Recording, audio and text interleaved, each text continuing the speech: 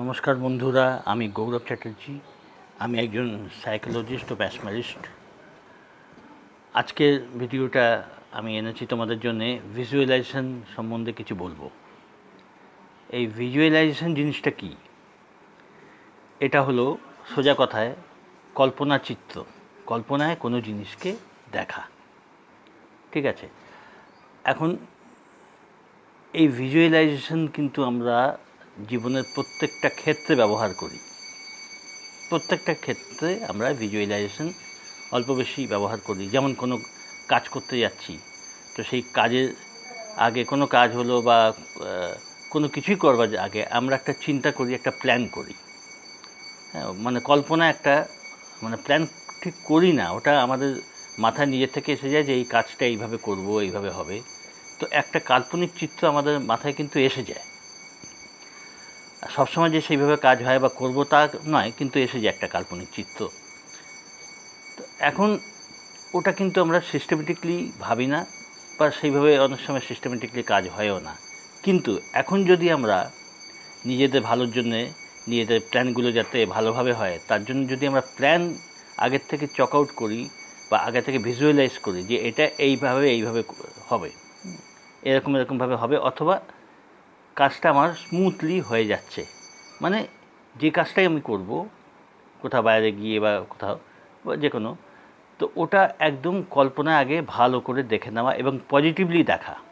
এটাই ভিজুয়ালাইজেশন। যেটা অটোমেটিক হয় সেটা আমার পজিটিভ ভাবেও থাকতে পারে, নেগেটিভ ভাবেও থাকতে পারে, ভয় থাকে, সন্দেহ থাকে যে কাজটা আমার হবে কি না। তো এই ভিজুয়ালাইজেশন যেটা আমরা করে থাকি স্বাভাবিকভাবে, ওটা কিন্তু ওভাবে ওটা মানে ওটা ঠিক ভিজুয়ালাইজেশন হলেও ওটার ফলটা সবসময় ভালো হয় না। কখনো হয়ে গেল আলাদা কথা, কিন্তু যেই ভিজুয়ালাইজেশনের কথা আমি বলছি, যেটা মানে প্র্যাকটিস করে করা, সেটা সবসময় একটা পজিটিভ জিনিস আশা করা, পজিটিভভাবে ভিজুয়ালাইজই করা হবে যে কাজটা আমার হয়ে যাচ্ছে স্মুথলি। এটাই হলো নিজের থেকে ভিজুয়ালাইজেশন প্র্যাকটিস করার বেনিফিট, যে ওটা আমরা কাজটার সম্বন্ধে একটা সফল একটা চিত্র দেখে সেটাকে বাস্তবায়িত করব। এই হলো ভিজুয়ালাইজেশন প্র্যাকটিসের ব্যাপার, এবং আমাদের দৈনন্দিন জীবনে আমরা এইভাবে এটাকে কাজে লাগিয়ে উপকার পেতে পারি। তো এখানে আমি ভিজুয়ালাইজেশন প্র্যাকটিস সহজ করে বলবো। যেমন ধরো তুমি এই ঘরে, তোমার যে ঘরটা আছে সেই ঘরে ধরো তুমি বসে আছো,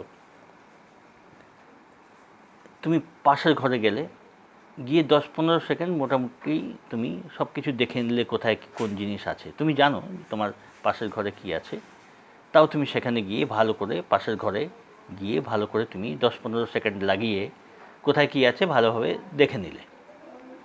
নিয়ে এসে তুমি অন্য ঘরে বা অন্য জায়গায়, ওই ঘরটা ছাড়া, সেখানে বসে তুমি চোখ বুজে পুঙ্খানুপুঙ্খভাবে যতখানি পারো চিন্তা করো যে কি কি জিনিস ওই ঘরে তুমি দেখলে। প্রত্যেকটা জিনিস যতখানি তুমি পারো, মানে যটা পারো অতগুলো তুমি জিনিস কল্পনা করলে। এইটা হলো ভিজুয়ালাইজেশন। অথবা যারা সেটাও করতে অসুবিধা যাদের, তারা এমনি করতে পারো যে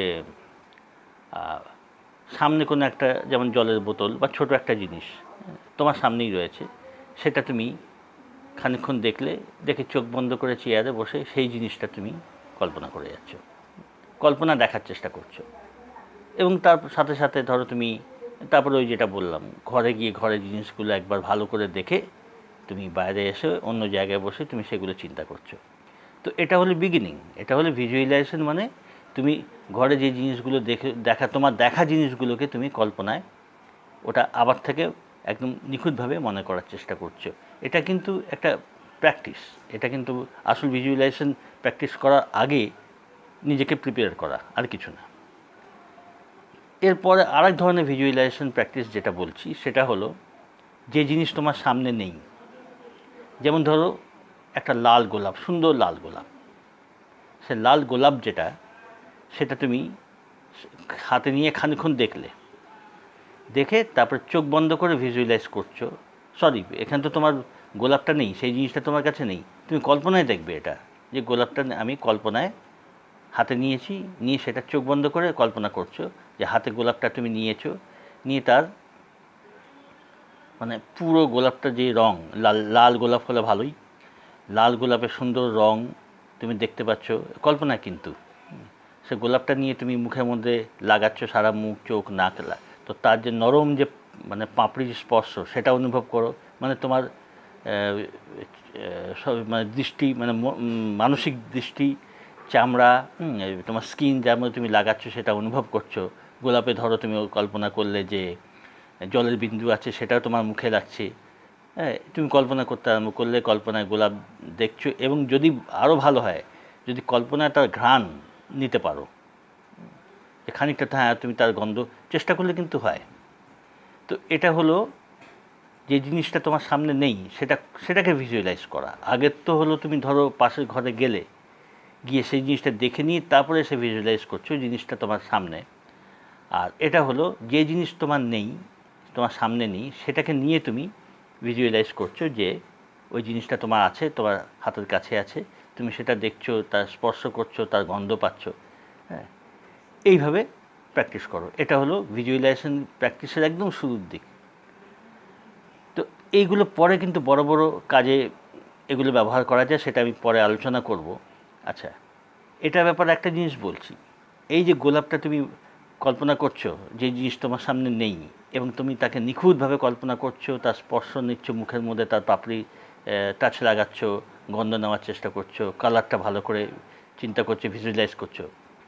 এতে কিন্তু এরকম হতে পারে যে হয়তো কয়েকদিনের মধ্যে তুমি সত্যিকারের একটা গোলাপ হাতে পেয়ে গেলে, একেবারে সত্যিকারের গোলাপ হাতে পেয়ে গেলে, বা কারোর বাগানে অ্যাটলিস্ট কোনো জায়গায় দেখতে পেলে, অথবা আর কিছু না হোক মিডিয়াতে বা কোনো জায়গায় গোলাপ ফুলের, লাল গোলাপ ফুলের ছবি দেখতে পেলে। এটা হলো মানে মিনিমাম। সাধারণত অনেকেই হয় যে হাতে গোলাপ পেয়েই যায় সে লাল রঙের। তো এটা হলে, এসব হলে, এটা হলে কিন্তু ভিজুয়ালাইজেশন একটা প্র্যাকটিক্যাল। তো এটা হলে মানে বোঝা যায় যে আর কিছু না, তুমি যতগুলো নিজের পঞ্চেন্দ্রিয়ের মধ্যে যতগুলো ব্যবহার করতে পারবে, যেমন স্পর্শ অনুভব করা, ঘ্রাণ অনুভব করা, তত তোমার সাবকনশিয়াস মাইন্ড সেই জিনিসটাকে অ্যাকসেপ্ট করবে। আর যত সেটা অ্যাকসেপ্ট করবে, সাবকনশিয়াস মাইন্ডে বসে যাবে, সে বাইরের দুনিয়ায় কিন্তু সেই জিনিসটা তোমাকে বাস্তবে এনে দেবে, যেটা একদিন ধরে আমি বলে আসছি। তো গোলাপের এটা প্র্যাকটিস করতে করতে তোমাদের কিন্তু অনেকের এরকম অভিজ্ঞতা হতে পারে। এখন কেউ যদি বলো যে আমার বাড়িতে তো সামনেই টবে গোলাপ আছে, কী করব, তো অনবরতই দেখতে পাচ্ছি, তো তার জন্য আমি আবার অন্য প্র্যাকটিস বলবো। সেটা আমাদের সঙ্গে থাকো, প্র্যাকটিস করতে থাকো। তো এই ভিজুয়ালাইজেশন জীবনের প্রত্যেকটা ক্ষেত্রে কিন্তু কাজে দেয়। প্রত্যেক ক্ষেত্রে তুমি আস্তে আস্তে ধৈর্য সহকারে এগুলো প্র্যাকটিস করতে থাকো, দেখবে আস্তে আস্তে বড় বড় ব্যাপারেও এই জিনিসগুলো ব্যবহার হচ্ছে, বড় বড় কাজেও এই জিনিস তুমি অ্যাপ্লাই করতে পারছো। তো সেটা প্র্যাকটিসের উপরে। আর এসব করতে গেলে যত ভালো তুমি এটা মানে রেগুলার প্র্যাকটিসে রাখতে থাকবে, তত এটা তোমার বেনিফিটগুলো বুঝতে পারবে।